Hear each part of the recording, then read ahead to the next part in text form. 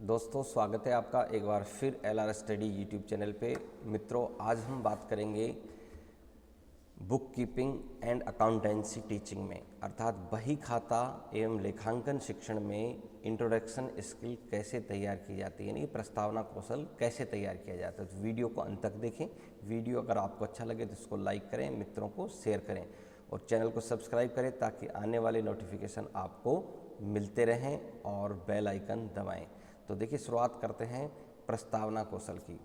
तो यहाँ पर आप देखें कि ये हमारा विषय है, सब्जेक्ट, यानी कि बीएड के दौरान बुक कीपिंग और अकाउंटेंसी का जो पेपर है उसमें हम एक प्रस्तावना कौशल कैसे तैयार करेंगे ये आज हम देखेंगे। तो देखिए सबसे पहले हम यहाँ पे चलते हैं प्रस्तावना कौशल के घटक।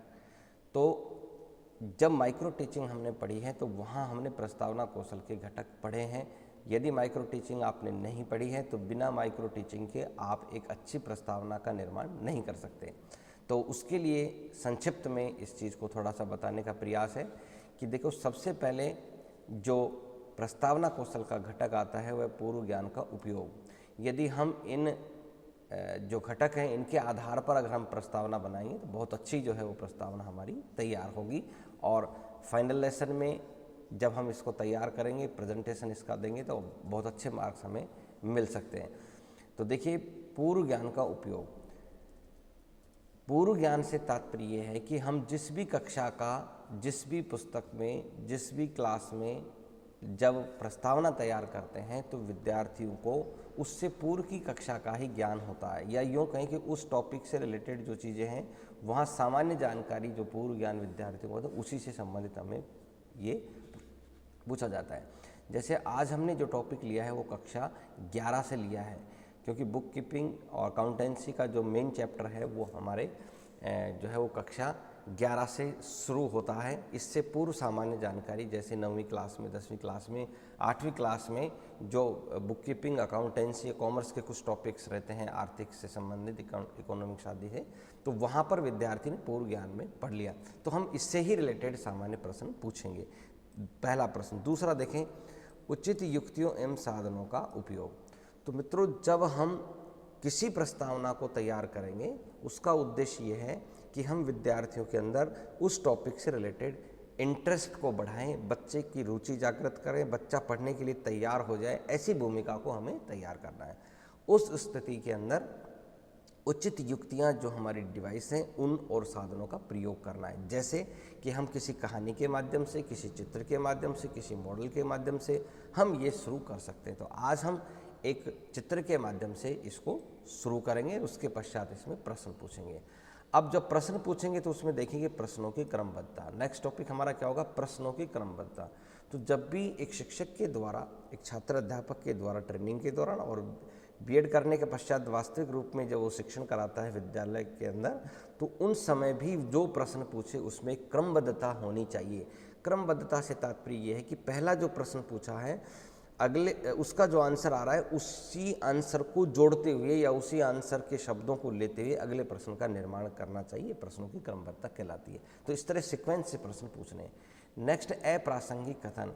मित्रों यहाँ देखिए कि इररिलेवेंट स्टेटमेंट आपको वहाँ पर नहीं देने। कहने का तात्पर्य जब हम कॉमर्स पढ़ा रहे हैं, अकाउंटेंसी पढ़ा रहे हैं, तो उस समय जो बात है वो आर्थिक विषय पर होनी चाहिए और उसमें पैसे का लेन देन, खाते किस तरह से तैयार होते हैं वगैरह वगैरह, मतलब उससे रिलेटेड जो है वही होना चाहिए। यदि इससे इतर हम पूछते हैं तो उसको क्या कहेंगे? अप्रासंगिक कथन। जैसे कि मान लो हम अकाउंटेंसी की बात कर रहे हैं, पैसे का लेन देन और क्रिकेट खेल जगत की इस तरह की जो बातें करते हैं वो अप्रासंगिक कथन में आती है, तो इससे बचना चाहिए।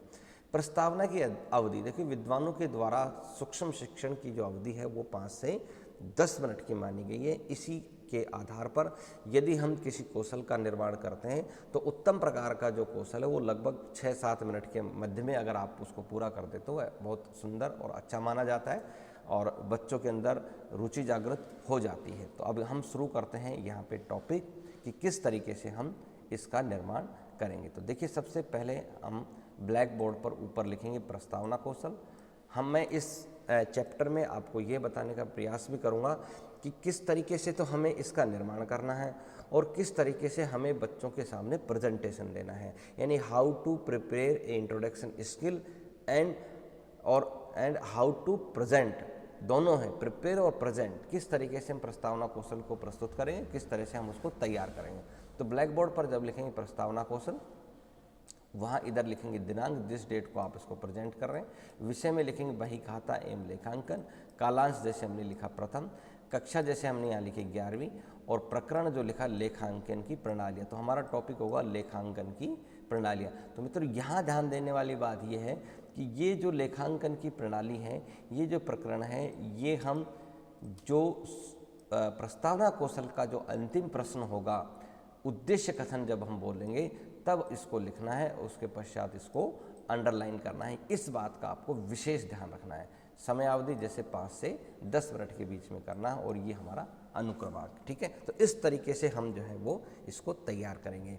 अब सबसे पहले हम बच्चों को ब्लैक बोर्ड पे या हम कोई चार्ट के द्वारा इस तरह का चित्र दिखाते हैं कि देखो ये व्यापारियों के पास में, दुकानदारों के पास में, या हम कहीं से भी जैसे इन चीज़ों को सामान खरीदते हैं, सब्जी मंडी से खरीदें या अनाज मंडी से खरीदें, किसी दुकानदार से खरीदें, रेडीमेड दुकान से खरीदें, कहीं से भी यदि हम खरीदते हैं तो इस प्रकार की जो एक बही होती है, जो एक लाल पुस्तक होती है, यानी जिसके बारे में आप थोड़ा सा बताएंगे, उसके पश्चात आप शुरू करेंगे यहाँ से पूछना, ठीक है।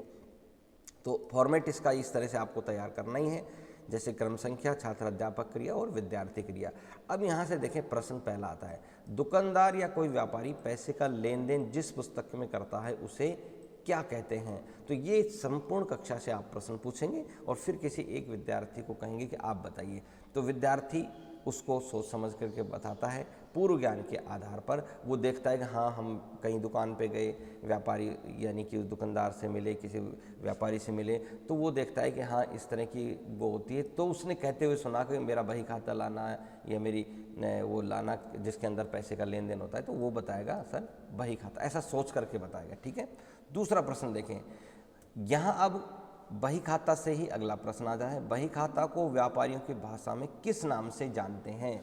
तो जो बही खाता होता है, जो व्यापारियों की भाषा में हम उसे किस नाम से जानते हैं, तो किस नाम से जानते हैं, ये विद्यार्थियों से प्रश्न पूछा जाएगा। विद्यार्थी क्रिया में विद्यार्थी आंसर देंगे रोकड़ बही, रोकड़ जिसको हम कहते हैं कैश, और बही मतलब कि बुक, उसको क्या कहते हैं कैश बुक, यानी कि कैश बुक में उसको व्यापारियों की भाषा में बही खाता की जो पुस्तक है उसको क्या कहते हैं, रोकड़ बही कहते हैं।